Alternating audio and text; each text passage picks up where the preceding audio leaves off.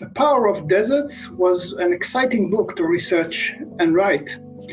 It began as a straightforward account of the impacts climate change is already having on the Middle East. It illustrates that the Middle East, already hotter and drier than most parts of the world, will soon see even harsher conditions. The book also analyzes climate inequalities in the Middle East, between states as well as within them, and examines the connections between global warming, agricultural decline, migration, and security issues. It shows how droughts can force peasants to leave their land, how food shortage sometimes translates to famine, instability, and conflict. And it warns that devastation of the kind we saw in recent years in Syria and Sudan could become the new normal. But as the book was being written in 2018 and 2019, a fascinating global shift was taking shape.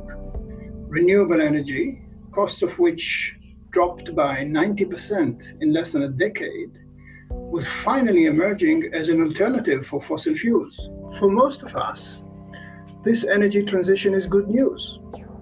We know it is our only chance to save the climate and would like to see it accelerate. Major oil and natural gas producers, on the other hand, see it differently. In the Middle East, countries like Saudi Arabia, United Arab Emirates, Qatar, Kuwait, Bahrain, and Oman accumulated extraordinary wealth by selling oil and natural gas. Understandably, they have so far been reluctant to embrace renewables. But demand for oil is going down, and their options are becoming narrower. Waiting passively for oil to lose whatever value it still has could lead them to economic ruin.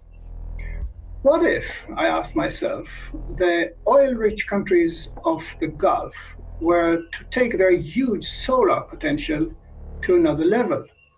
With 300 sunny days a year, vast empty deserts, and the capital needed to invest in solar fields, they could become the world leaders in solar energy.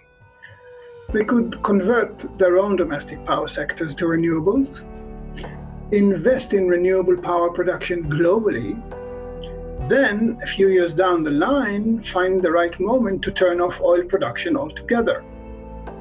This will dramatically enhance the transformation to renewable, enable them to cash in on their investment, and help keep climate change at bay.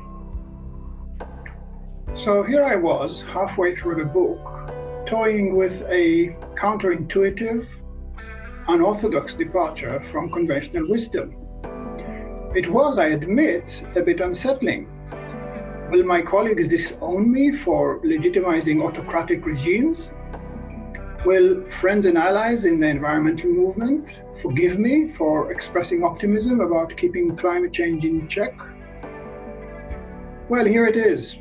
And I hope you'll find The Power of Deserts as compelling to read as it was riveting for me to write. Thank you.